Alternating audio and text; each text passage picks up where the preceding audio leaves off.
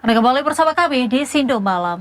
Pemirsa, pengangguran tembus 7,8 juta. Para sarjana makin sulit cari kerja. Demi mendapat pekerjaan, puluhan orang di Cikarang Utara, Kabupaten Bekasi rela menyetor uang ratusan juta rupiah ke yayasan fiktif bermodus penyalur kerja.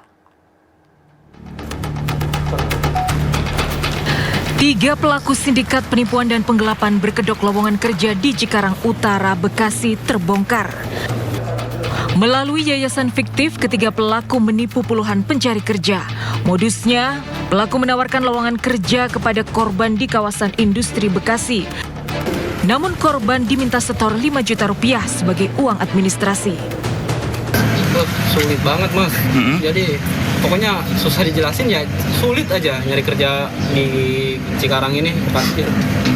Total korban sementara ini sebanyak 29 orang dengan kerugian mencapai 250 juta rupiah. Kasus ini terungkap atas laporan salah satu korban.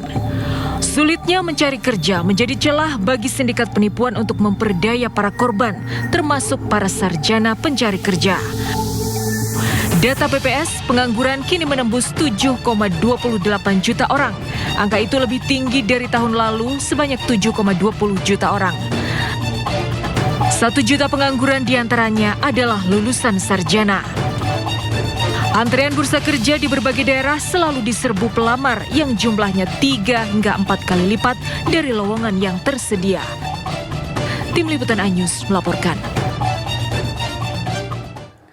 Pemirsa, ratusan warga rela antre berdesak-desakan di kantor kecamatan di kota Yogyakarta demi mendapatkan bantuan beras. Setiap warga mendapat jatah 20 kg beras.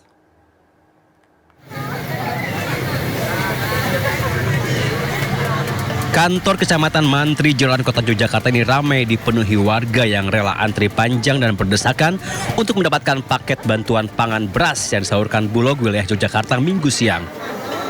Bagi warga, bantuan pangan beras baru pertama kali dirasakan sepanjang tahun 2025 ini.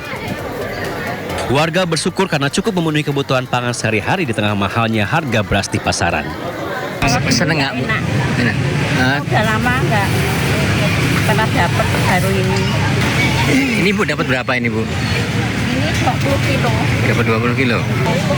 Dari jam 9 sampai jam sekarang tadi. Lebih.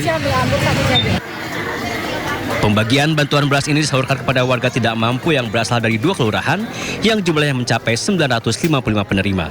Apa, Mbak? Itu diambil dari data DTS. Apa itu? Data terpadu sosial ekonomi nasional. Itu berarti mereka kriteриanya yang mampu atau nggak mampu atau seperti apa, Mbak? Yang tidak mampu, kriterianya yang tidak mampu. Untuk mendapatkan bantuan pangan beras, warga harus menunjukkan identitas diri dan KK serta surat undangan yang telah diterima. Dari Yogyakarta, Gudanto Farhan, iNews melaporkan. Presiden Prabowo Subianto mencanangkan program obat gratis bagi rakyat miskin. Ia menyatakan akan mengadakan program tersebut dengan berupaya mengadakan dana khusus untuk itu. Prabowo menyebut seluruh rakyat Indonesia tanpa terkecuali harus memiliki akses yang sama terhadap obat-obatan. Ia mengatakan masyarakat harus bisa mengakses obat-obatan penting dengan harga terjangkau. Prabowo menyebut Kementerian Pertahanan telah membentuk lembaga farmasi pertahanan membuat obat generik dengan harga murah. Penting bagi rakyat kecil, rakyat yang ekonominya masih lemah, mereka harus punya akses kepada obat-obat penting dalam harga terjangkau. Dan untuk itu, terima kasih Kementerian Pertahanan dengan inisiatif mereka bentuk lembaga farmasi pertahanan membuat obat generik dengan harga murah. Menteri Keuangan tiap kali saya panggil agak stres. Apalagi ini idenya presiden ini. Kalau nanti ada dananya khusus untuk rakyat miskin, obatnya harus gratis.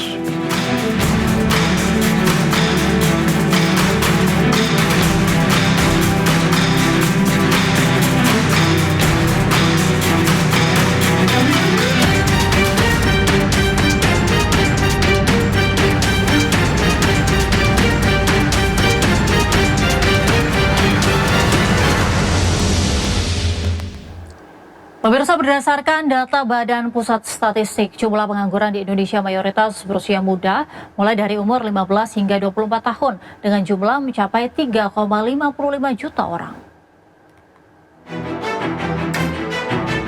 Jumlah pengangguran di Indonesia mayoritas berusia muda. Kondisi ini terlihat berdasarkan data keadaan Angkatan Kerja Februari 2025 yang dipublikasikan oleh Badan Pusat Statistik. Dari total jumlah pengangguran yang tercatat per Februari 2025, sebanyak 7,28 juta orang mayoritas berusia 15 hingga 24 tahun, dengan jumlah mencapai 3,55 juta orang. Lalu urutan kedua ialah berusia 25 hingga 34 tahun, dengan jumlah sebanyak 1,9 juta orang. Adapun jumlah pengangguran di Indonesia per Februari yang sebanyak 7,82 juta orang itu juga lebih tinggi dibandingkan catatan Februari 2024 yang sebanyak 7,19 juta orang.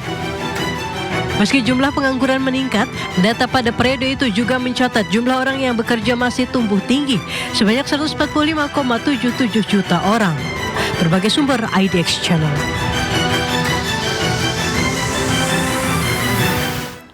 Menteri Ketenagakerjaan Yasirli membantah fase krisis dalam lapangan kerja. Yasirli bahkan optimis iklim investasi yang tengah meningkat saat ini bisa membuka lapangan kerja sebesar-besarnya. Menteri Ketenagakerjaan merespon banyaknya video fenomena antrean pelamar kerja yang membludak beberapa waktu terakhir ini. Menaker Yasirli menegaskan kesempatan dan peluang lapangan kerja masih terbuka lebar di Indonesia.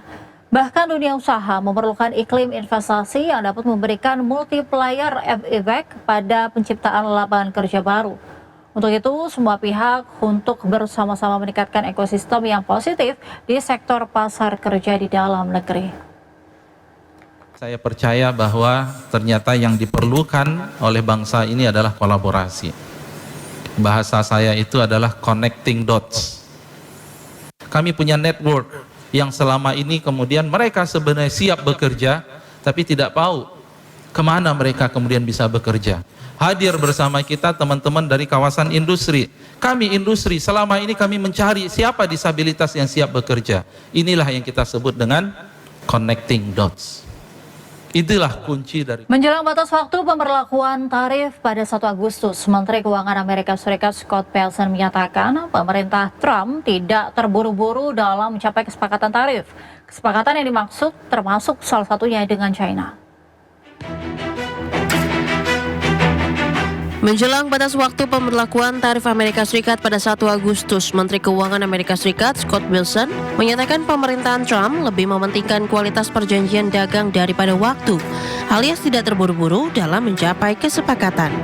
Ketika ditanya apakah batas waktu dapat diperpanjang bagi negara-negara yang terlibat dalam perundingan produktif dengan Washington, Bessent mengatakan Presiden Donald Trump yang akan memutuskan. Adapun mengenai negosiasi dengan China, Bessent mengatakan akan ada perundingan dalam waktu dekat. Sebelumnya, para pejabat Amerika Serikat telah lama mengeluhkan kelebihan kapasitas China di berbagai sektor manufaktur termasuk baja. Sebagai catatan, Trump telah menjungkir balikan ekonomi global dengan perang dagang yang menargetkan sebagian besar mitra dagang Amerika, tetapi pemerintahnya masih jauh dari rencana untuk mencapai kesepakatan dengan puluhan negara. Negosiasi dengan India, Uni Eropa, Jepang, dan negara-negara lainnya terbukti lebih sulit dari yang diperkirakan. Sementara itu, Sekretaris Pers Gedung Putih Caroline Leavitt mengatakan pemerintahan Trump tetap terlibat dengan negara-negara di seluruh dunia dan dapat mengumumkan lebih banyak kesepakatan perdagangan atau mengirimkan lebih banyak surat yang memberitahu negara-negara tentang tingkat tarif yang mereka hadapi sebelum 1 Agustus.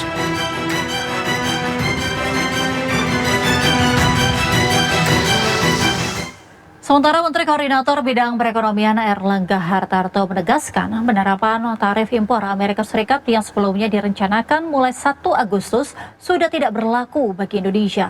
Hal ini dikarenakan Indonesia telah mencapai kesepakatan baru dengan pemerintah Amerika Serikat. Namun pemberlakuan kesepakatan baru masih menunggu pengumuman resmi melalui joint statement kedua negara. Indonesia adalah negara yang sudah melakukan deal dengan Amerika Serikat. Jadi artinya beberapa negara yang sudah tidak berlaku lagi 1 Agustus. Jadi tentunya yang 1 Agustus adalah mereka yang kemarin dikirim surat.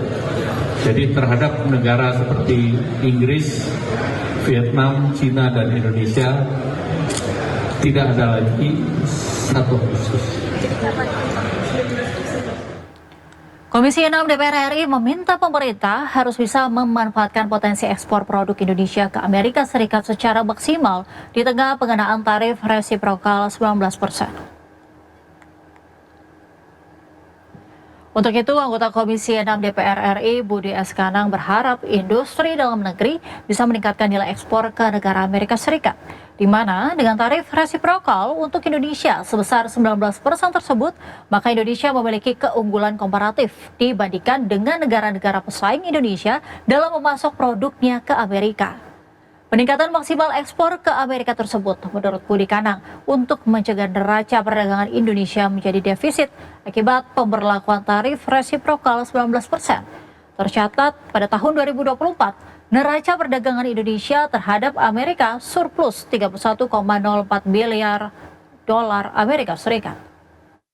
Saya yakin ini akan menguntungkan perdagangan di Indonesia.